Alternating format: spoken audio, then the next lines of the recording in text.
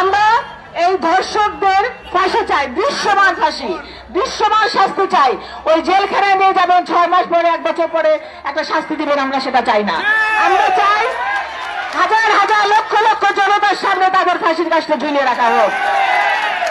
আমরা দেখেছি গত পরশুদিন ইয়েমেনে 2 জন বর্বর জানোয়ারকে, একটি শিশু বাচ্চাকে ধর্ষণ করার প্রতিবাদে জনসম্মুখে লক্ষ লক্ষ মানুষের সামনে তাদের মৃত্যুদণ্ড কার্যকর করা হয়েছে। আমরা চাই বাংলাদেশে এটি কার্যকর করা হোক। আমরা চাই না যে আড়ালে থেকে এগুলা করা হোক। আর আপনারা বলছেন 180 দিন, 3 মাস, 6 মাস কেন লাগবে? যেগুলার প্রমাণ থাকে না সেগুলোর জন্য প্রমাণ সংগ্রহ করার জন্য হয়তো সময় লাগবে। এটা প্রমাণ চাক্ষুষ, প্রমাণ ঘরের মধ্যে, প্রমাণ হাতের মধ্যে। এটা তো 1 ঘন্টা 2 ঘন্টার মধ্যে এটা বিচার হয়ে যাওয়ার কথা। তাই আমি আপনাদের এই সরকারকে বলছি, উপদেষ্টা সহ প্রধান উপদেষ্টা, আইন উপদেষ্টা সবাইকে বলছি, আপনারা অনতি বিলম্বে এই কালক্ষেপণ করবেন না।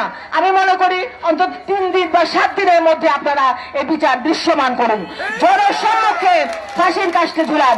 যদি আপনারা 2-1টা এই বর্বর জানোয়ারকে ফাঁসি দিতে না পারেন তাহলে এই ধর্ষণ বেড়েই যাবে। এই ধর্ষণ কিন্তু আগে ছিল না। এই শেখ হাসিনার সময় ধর্ষণকে আইনসঙ্গতভাবে বৈধতা দিয়েছে শেখ হাসিনা সরকার। যারা ধর্ষণ করত তাদেরকে পুরস্কৃত করা হতো, আর সেই জন্য ধর্ষণকারীরা এই সাহস পেয়েছে। সুতরাং এই ধর্ষণের যদি 1-2টা প্রতিবাদ করা হয়, 1-2টা ফাঁসি দেওয়া হয়, ধর্ষণকারীরা বুক কেঁপে উঠবে, ধর্ষণ চিরতরে বাংলাদেশ থেকে বন্ধ হয়ে যাবে ইনশাল্লাহ। তাই আমি বলছি। আর আবার দেখেছেন যে মানিকগঞ্জের একটা শিশু বাচ্চাকে ধর্ষণ করা হয়েছে গত পরশুদিন। কুমিল্লাতে একটা বয়স্ক মহিলাকে ধর্ষণ করে মেরে ফেলা হয়েছে। তো প্রতিনিয়ত এগুলো হতে থাকবে। সুতরাং আপনারা বলছি অন্তত একটা ফাঁসি কার্যকর করুন খুব অনতি বিলম্বে, তারপরেও আপনারা দেখবেন যে কিভাবে ফাঁসি ধর্ষণগুলো কমে যাচ্ছে। এবং এই আসিয়ার যে বড়ের শাশুড়ি, যে নারী হওয়ার কলঙ্ক, যে তার সন্তানকে একটা কুলাঙ্গার সন্তান জন্ম দিয়েছে, এবং এইরকম 2-1 নারীর জন্য আমরা নারী সমাজ কলুষিত হচ্ছি।